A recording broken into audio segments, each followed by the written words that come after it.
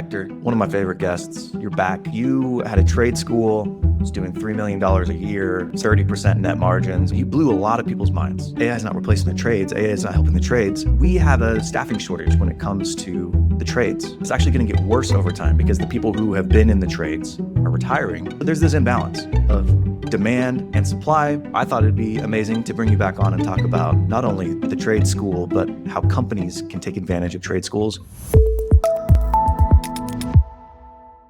All right, Hector, one of my favorite guests. You're back. Last time we spoke, you had a trade school, was doing $3 million a year. It's like 30% net margins, which was nuts. And you blew a lot of people's minds. A lot of people just have been reaching out to you and saying like, what? How do I do that?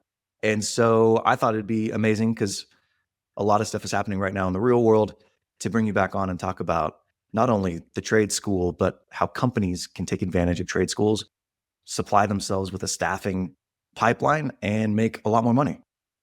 Thanks for having me back. It's been life-changing. Obviously, I joined Tribe, and you're an investor of Tribe, so I have to call you boss now. But even Jefe. Yep. But even then, Yep. after doing your pod, man, I got a lot of DMs, and I felt like what it's like to be you and popular and prom king and all that stuff. So it's been a wild ride. I appreciate it. You're making real money, so that's the good stuff. So I'm going to set the table for people who are listening. Last time we had Hector on, Hector owned a trade school, and it sounds weird, but it was an online trade school. And the government actually pays the trade school for people to come in and for him to train them. And it was an amazing episode. If you want to go back and listen to it, we'll link in the show notes. But the reason that these trade schools are becoming more popular is because we have a staffing shortage when it comes to the trades. And so I'm going to read some statistics. Right now in America, this year, we are 550,000 plumbers, 600,000 auto mechanics, 80,000 electricians short of where we need to be.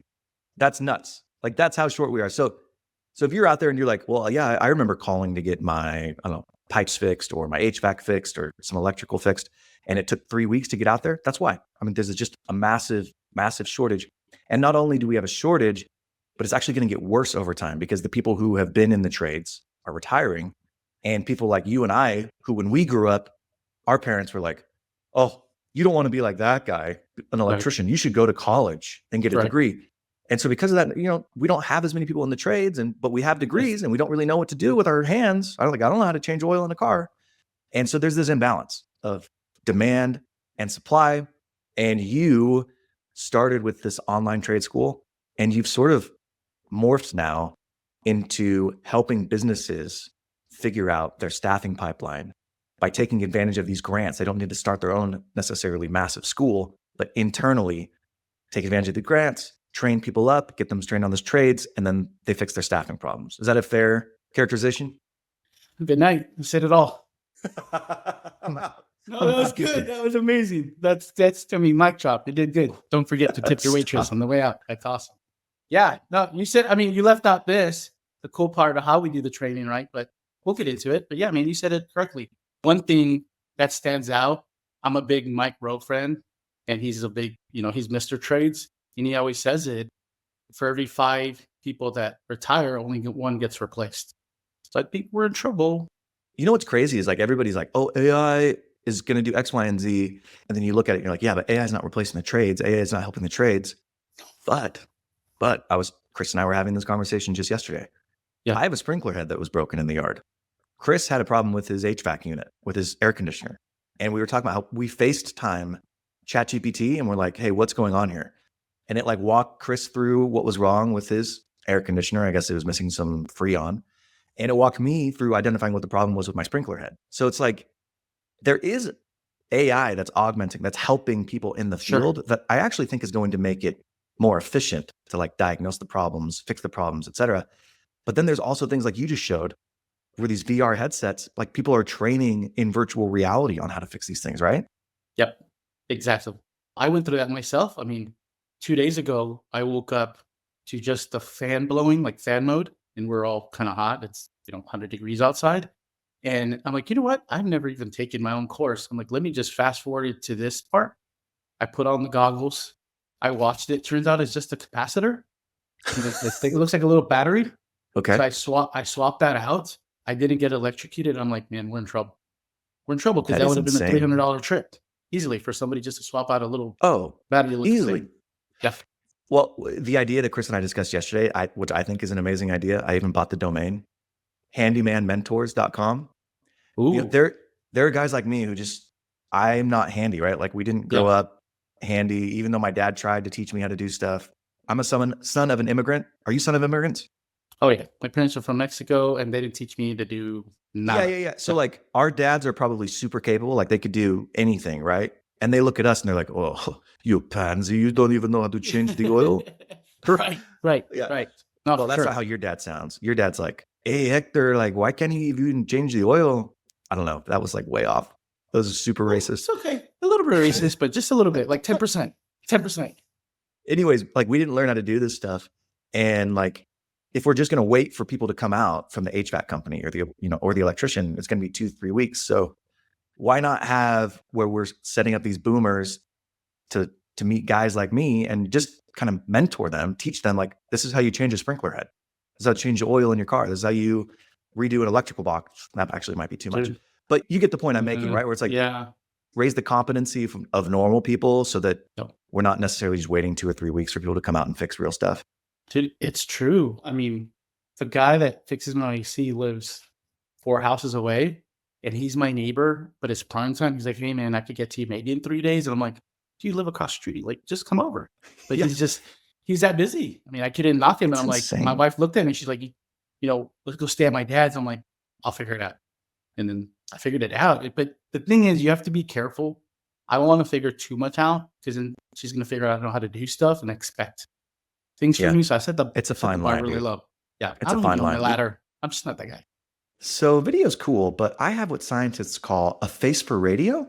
And so what's even cooler is long form audio via my podcast and my newsletter, Nikonomicspod.com.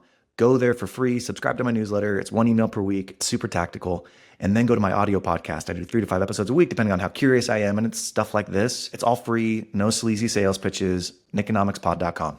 You can't let your wife know that you know how to do things because then there's expectations. It's take out the trash. Please change the light bulb. Whoa. No, not really. Whoa. Yeah. Did you not see my shirt? Okay. Right. It says I'm formal, best. Right. But I'm also here to party. Correct. Right. And my bracelet.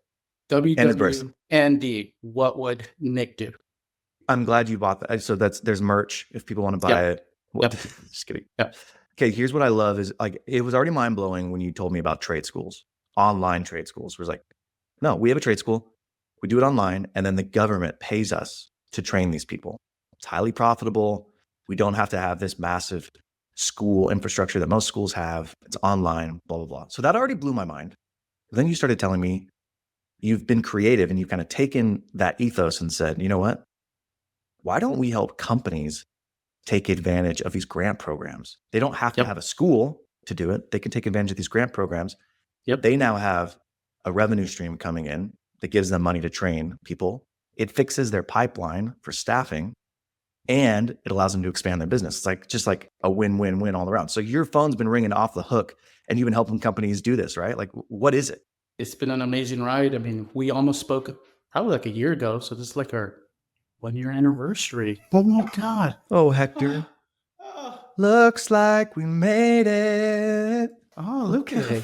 Sorry. America's Got Talent. Here we come. Anyway, let's get back to movies. Yeah, so at first, I took an exit from that school and I needed to figure out what we're going to do next. And it happened a lot quicker than I thought. At first, I was just doing like some, contract work, project work, like helping other schools fix their funnel, like sales training. Like they didn't even have sales scripts and how to text people, like just helping them audit that and get that fixed. And then January of this year, I get an email and it's from an Allstate agent, dude.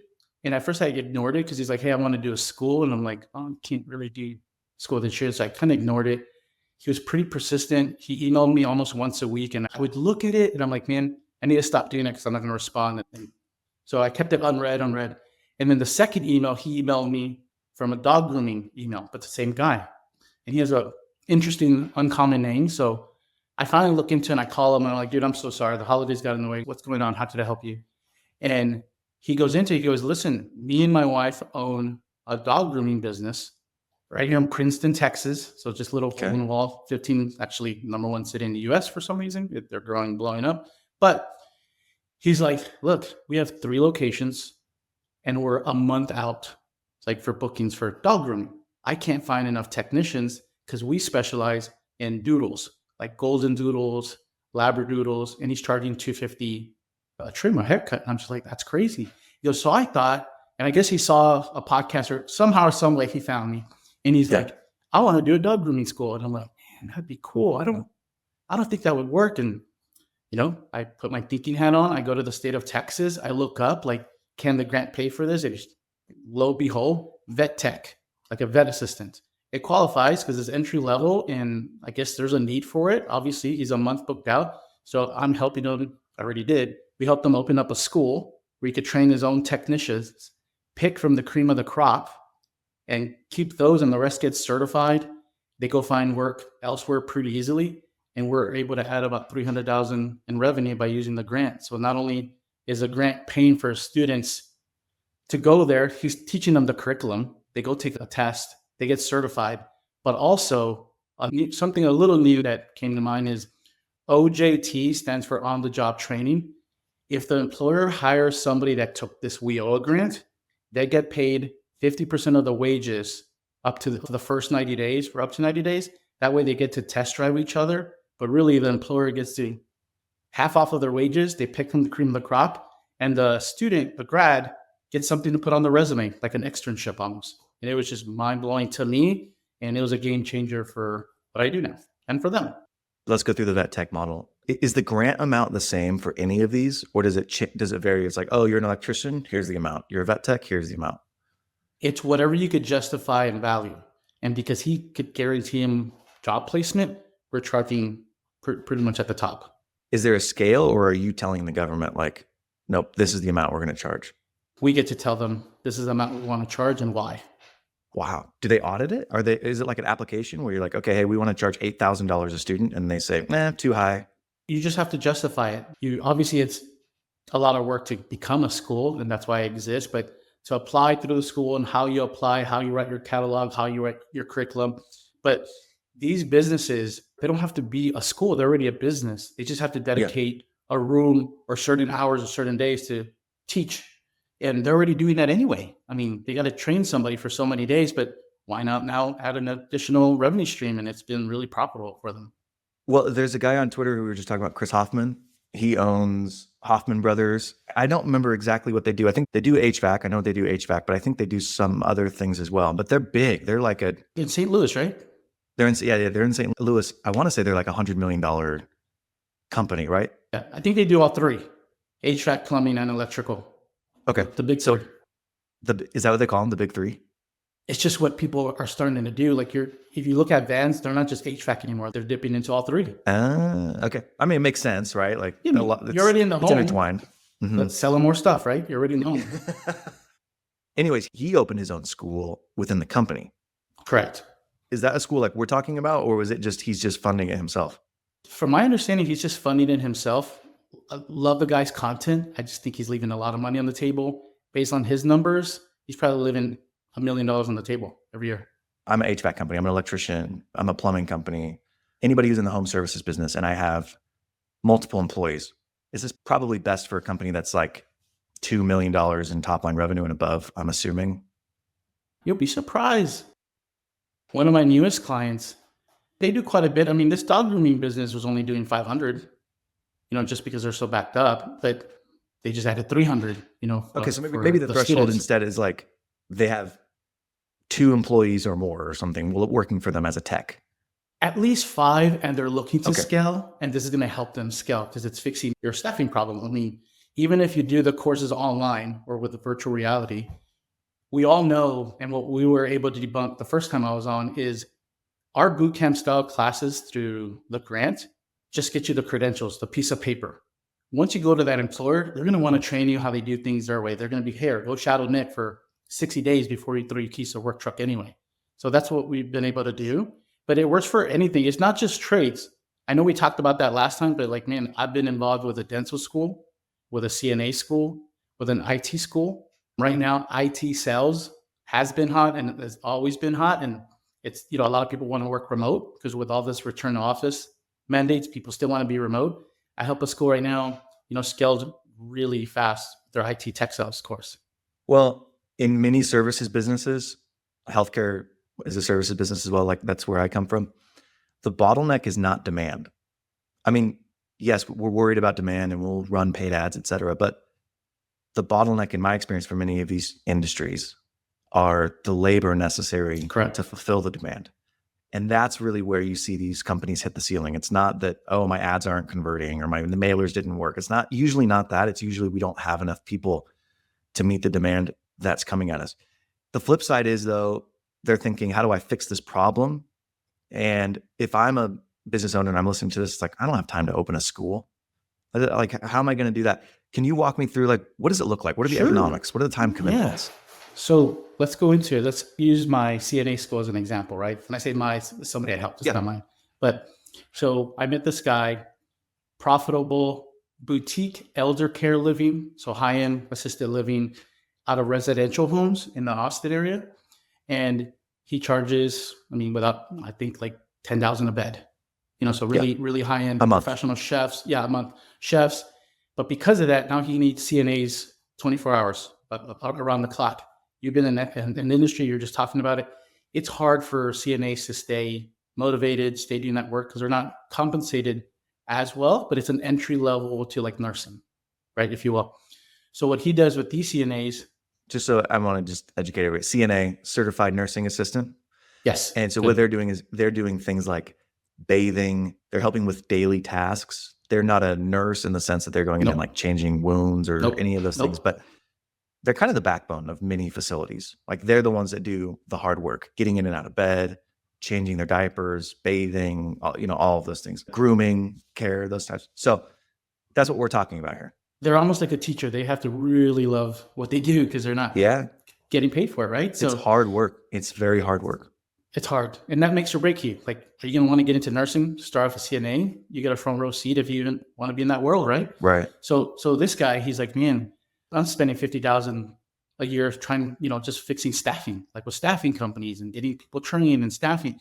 And, underneath my breath, I'm like, dude, you should start a school. And he's like, well, what do you mean? I'm like, well, let me ask you this, which again was shocking to me. He already has 30 CNAs and only 5 are certified. So the other 25 are just doing the role, kind of like a home health provider. You really don't need much, but you do it. And I'm like, man. There are actual differences. So you can be a home health aide and there's a CNA. So one is like you're a certified nursing assistant and like an aide is just somebody who they pay $15 an hour to do the real work without being certified. You get paid more if you're certified. Yes. Hey, I don't know if you remember this, but when we started this podcast, we entered into a social contract. I would spend time, energy, and money producing this podcast, interviewing these individuals and giving you insights into how to build, buy, start, grow your business. And you would like, subscribe, and leave me 5-star review. Now, out of that, we both get to talk to really cool people and hear really cool insights. We both get a ton of value. But I just want to help you keep your word. So would you do me a favor? Will you go leave a 5-star review for me on Apple or Spotify? It would really help. And if you want, even share this with a friend. So he says, he tells me that, and I'm like, I quickly do some math, and I'm like, let me ask you something, just without being so nosy. How many of your CNAs are on food stamps or low income and have kids? And he said, probably all of them. Does they make, $16 an hour in Austin, Texas? That's not anything, right? That's minimum wage, I guess you will. So I told him, dude, you're already sitting on a pipeline. If you certify your own staff 25 times, let's just say Austin pays $7,500 for somebody to go through training. He keeps all that. You find a CNA course, white label it, you slap your new school name on it, CNA Academy, and you get to certify your own staff and get paid a lot of money for it. If he wants to scale from there, which he is, he's going to always find new CNAs, train them, pick from the cream of the crop, and the other ones get certified and go on their way. It doesn't take much time because you're buying a white label course. The course is already done. You're just administering it. He's going to have one like office manager kind of run the school, and they're still going to go through their training. We just help them fix a staffing problem. So $7,500 per student? Per student. Again, what are you expected to do that? If I'm the employer, I've got to offer obviously the curriculum, but where else does that money go to providing? Do they get a laptop? Do they get? Sure, they could do whatever they want. What's really cool with his is they do the course online. They come in and they spend a month training, which he's also going to apply to be an OJT, on the job training provider. So he's going to get half of his wages reimbursed, and he's going to be able to pick from the cream of the crop. But let's just say that course only costs $500. The rest is profit. But what's cool with him is he actually has a career growth program. He starts him off at 16. After 30 days, they made their training. He moves them up to 18. After 6 months, another review, he moves them up to 20. And then the real career progression there is as he scales, they're going to be house managers after a year or two or 2 years. And those house managers make between 60 and 70. So it could be life-changing for somebody. I don't know the answer to this, maybe, and if you don't know, that's fine too. Could you pay, like, let's say he has those CNAs and they want to be, or those aides and they want to become CNAs. Could you pay them a bonus once they become a CNA? Does that make sense what I'm saying? Why not? I mean, he's making $7,500, right? The least you could do is give him a bonus. He's going to give him the laptops. Incentivize. Yeah. Because what happens is you also don't want to interrupt their job. I mean, they still got to work for him, right? But the cool thing with online courses, you get to do it on your own time. And not only that, like, I don't want them leaving in 6 months, right? Like I just spent the time and energy to invest in them, to train them up. And now they're a CNA. Well, now that you're a CNA, like, there are other options open to you, right? So like I would want to see them stay. And that's where I think of like a retention bonus or maybe a bump in pay or whatever it is. Not only that, you're going to use that for future training. Like, now let me pay you to become a phlebotomist, and let me pay you to learn, insurance, medical billing and coding or whatever. There's a lot of legs here, and it's going to be fun. I know we're just talking about this specific scenario, but this will apply to any tech. For the aide who decides to become a CNA and go through the program, $7,500 from the government. Mm-hmm. Are they paying anything? No. Okay. No. As long as they qualify, right? Because remember, you still have to Google WIOA. Most CNAs are going to fit this bill because they make about $14 to $16 an hour. And as long as they're on food stamps, Medicaid, some kind of life there, which you're in that world, so a lot of them still are. That's right. Tell me the qualifications again. How do you qualify for it? You have to be low income. Low income, U.S. citizen, transitional housing, on SNAP, TANF, Medicaid, WIC, some kind of life barrier, some kind of government assistance. Do they have to be on all of those, or is there like a combination of those that they have to meet? Just one of those. Because you got to remember, the purpose behind this grant is to teach you a new skill set, earn more money, so you don't have to rely on government benefits, and earn a decent wage and get into a career progression. So if it's CNA, in hopes, his career progression is he wants to turn a CNA into a medical assistant. So it's just another step up. And eventually maybe get into nursing or whatnot. I don't know what you can and can't do in adult and elder care, because I know he says that he still has some kind of other services come in to perform certain duties. But yeah, this, to your point, this applies to anything, to welding, to dental assisting, to medical front desk. Is such a turnover role, and everyone's always looking for it. You're the first person they see. You were just telling me, so there's a list of like qualified techs for this, but then there's also some creativity that can be involved. For example, I think you were talking to me about a dentist, where you're like, yeah, they're looking at using this for their front desk person, but that's not typically where a dentist would look, right? No. Most dentists, you think, because you see everyone advertising dental assisting school. We have enough of those. This dentist, his real pain point was, it's my front desk position. Like, how can I train them to use Open Dental, the most common CRM? How can I teach them to use AI for insurance and billing and coding? How do I teach them how to do, soft skills? How to de-escalate a client that's mad that their insurance doesn't work? And it's a real need right now, but not just for dentists. You could do this course for dermatology, medical front desk, GI doctors, just about any practice. That role is really important, and it's such a high turnover rate. So why not get paid by the government to fix it? Is the grant state specific, or is this a federal grant? It's federal. It's in your backyard. It's in Meridian, Idaho. Shout out. Does the ability you can charge change depending on where you are? Yes. So unfortunately, the grant's the same, but every state has their own requirements. Inside every state are broken up in regions, and every region will only pay for certain courses, certain fields. Like if you go to Galveston, Texas, it's going to be more coastal, like underground welding, boat technician, like stuff like that, right? If you go to rural Texas, You're going to see like wind turbines, solar, oil and rig, drivers, like stuff like that. Is it county specific? Like you'd need to look at the rules in your county? Yes.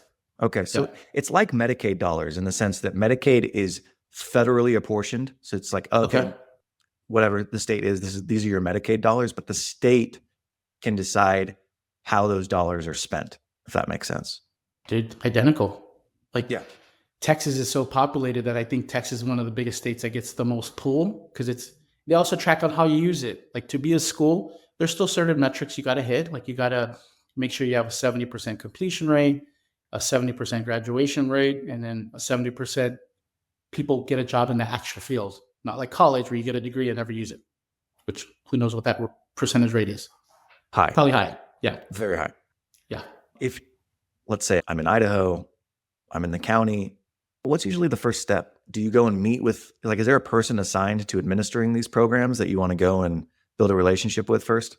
There is, but you'll be surprised that nothing's in person anymore. It's all through behind a computer screen when it comes to applying. But if whoever's watching this, it should be like, hey, are you a business owner? Are you struggling with staffing? And you want a cool way to drive additional revenue and fix your staffing? However, there's some states that are tough. Like Florida, you have to wait 2 years to even get access to the grant. So I'm sorry, Florida, it's a pain in the butt. Texas, Arizona, Montana, Arkansas, it's a no waiting state. So as soon as you apply, after you go through the process, you're approved. Where places like Tennessee, they review schools twice a year. So you have to wait for that period or that little window to apply. Where would I go and even read up around this? Is it like tradeschools.org/Idaho? Like, no, there's no such thing. For those that are really interested and want to go down that rabbit hole, I guarantee AI, as good as it is, won't take you there because it's really not as accurate as you would think it is.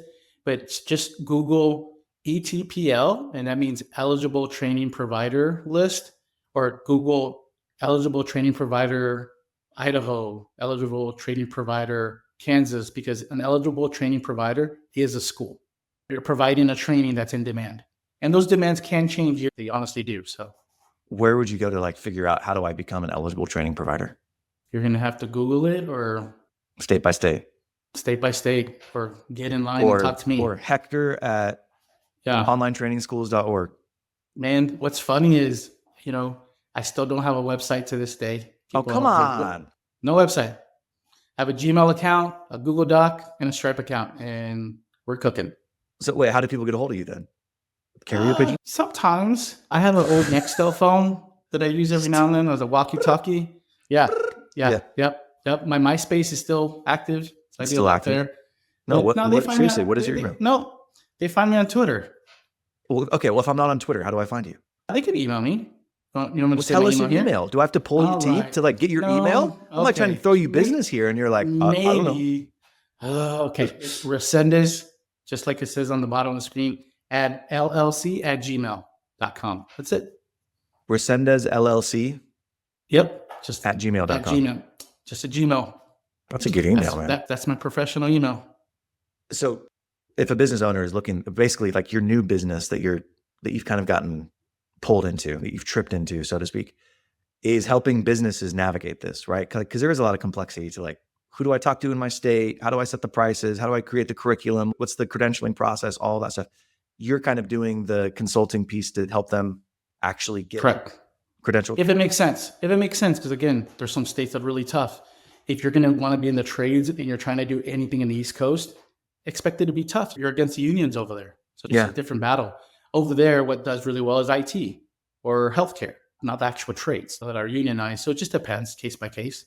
So like your trade school that you had was doing $3 million a year top line and like what, $1 million a year in profit? Yeah, after overhead and everything, probably it's like 80% margins. Something ridiculous. How many students did you have? Total? A year. Yeah. To get to $3 million. No, about 30 a month. 30 a month. Oh man, that's less than 400. That does not seem crazy. It's not crazy. You could add this as a legitimate business stream, revenue stream to any business.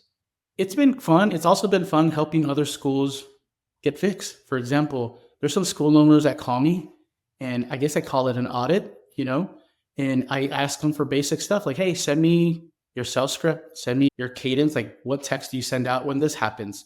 What's the first text you send out? What's your email sequence? And crickets. A lot of these schools don't even have those simple processes in mind. They're not using CRM. So it's easy to fix them, because how do you operate? I mean, a school is still a school, it's still a cell. Like, you got to convince someone on the phone to sign up to your school, and you'll be surprised. A lot of trade school owners are tradespeople themselves, and they got stuck working in the business instead of on it. And they're the instructor, they're the owner, they're trying to do everything. The wife's kind of pitching in, and they never scale. So I'm happy to help those as well. What do you do if let's say you're a small business owner and you have locations in 4 different counties? Do you train everybody in one county and then they're all certified and you get the grant? Or do you have to have a school in each one of those counties and be credentialed in each county to get the grant? No, I mean, the goal is to do it all online, right? So you have a bigger reach, and then you train them based on where they live. So if they live towards that county, you do it through that county. Can you do out of state? Like, could I have a school in Idaho and train someone in Texas? No. No. Okay. So it has to be in the state. You're only licensed to do business in your home state. Now, there's ways around it, but just to keep this professional and clean, you do have to be licensed in your home state. Now, after 2 or 3 years, if you want to get accredited, which means you go from a .com to .edu, you do get access across state lines, and you get access to about 34, 36 states now with that accreditation. But then everything changes, because when you become accredited, your courses now have to be 900 hours. And now you're competing with everyone else, semester-based schools. What's cool about doing it online is you can start classes every week, and your classes are about 100 to 150 hours. So no one's waiting. There's no delays. I mean, you could literally take a course and wear a new uniform 3 months from now. Let's say that I'll use Idaho as an example. I live in Ada County and there's somebody who's in Canyon County. I have a service location out there and I want to train them. Can I train them in Ada County and have them work in Canyon County and do I get paid by Ada County? How does that work? As long as in the same state. So it just depends. Usually you get paid by the county they reside in. So they go through, I don't know what's called that. Yeah. Like if I'm here, if I'm here in Collin County, I have to go to the Collin County workforce office if I want training dollars. But it doesn't stop me from getting a job working in Dallas. It's another county, but. So I get accredited by the state, but I get paid by each county. Yes. Yes. To make it simple, yes. And each county has criteria for which trades effectively that they will pay for. Yes. Like they have a thing called target occupation list. Like these fields will pay for it because they're in demand, and more likely you're going to get hired in this position because you can't meet that demand. Yeah. Is the billing and collection a nightmare? Like, are you billing, 20 different counties and getting paid by different counties, or like? It was when we first were doing it, but we got it down to a science. It can be, but I mean, with AI now, like a lot of stuff could be automated. AI could be our best friend when it comes to trade schools if you use it properly. What does the payment look like? Are you paid everything up front? Are you paid in installments? Depends on the county. Some counties pay you, let's call it 10 grand up front. And then some counties will do half up front and half when they complete the course. And how quick is the turnaround? Let's say I send a bill to the county. Typically, how long does it take before I get paid? Net 30. Oh, so it's really fast. Oh, real fast. Yeah. Wow. That's amazing. I know. But typically you're not doing the full program and then getting paid. You're getting paid something. Yes. Along the way. Okay. Always. It's probably 60%. Now this is Texas, right? I don't know other states that well. In Texas, about 60% of the counties pay up front. The other 40% pay half up front and half when they complete it. All right. Here's the last question. If I'm a business owner, like how do I know that I'm a perfect profile for doing this school model where I can get an extra revenue stream, I'm creating a pipeline, and I'm also helping my employees advance? Like, how do I know that I'm in the right spot to be able to take advantage of it? That's the rolling the dice. We don't know. I know Texas really well. I know Arizona really well. I know for some reason Montana, Missouri, Kansas. I know some states really well, but some states, it just doesn't make sense. Like if you call me, if you're in Florida, I'm sorry, but it's going to take 2 years to create a school. So is it worth it? It could be, maybe down the line, but just know it's going to take that long to get access to. Okay, well, let's say I'm in a state that's a good state. Yeah, right? I'm in Texas. Yep. Is there I think you said 5 employees. If you have 5 employees or more, that's kind of a threshold. Are there any other thresholds that you would look at and say like, yeah, you should probably be in these types of services? The services, as long as you could justify if there's a need, you'll be surprised. I took on a client that has a telematics company, And I'm going to be honest, I didn't know what telematics was. I'm like, yeah, probably not going to work.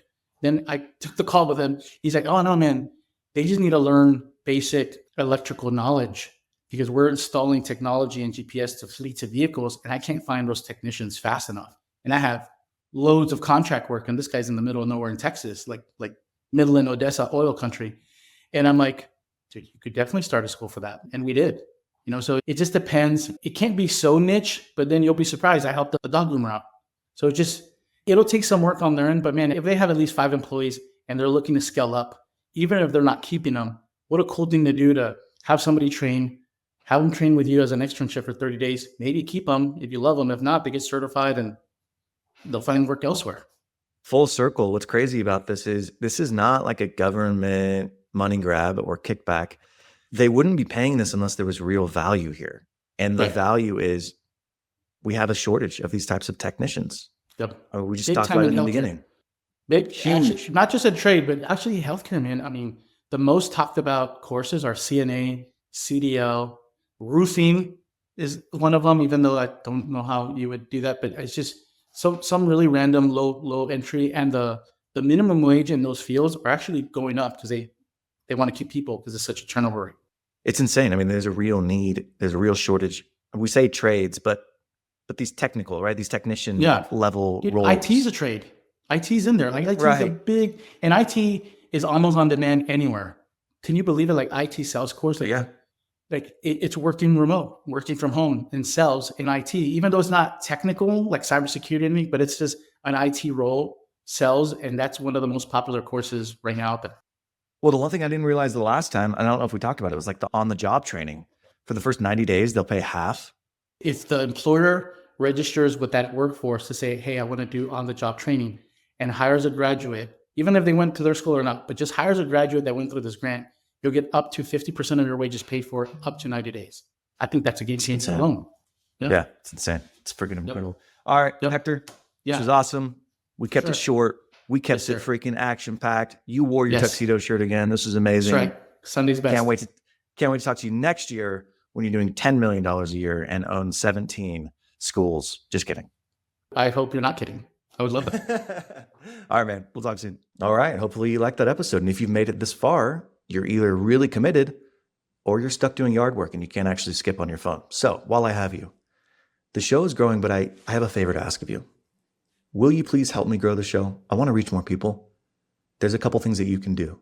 Like and subscribe is the simplest thing. Obviously, you want to get notifications for when the next episode is coming out. But if you go the next step, will you leave me a review? 5-star on Spotify or Apple.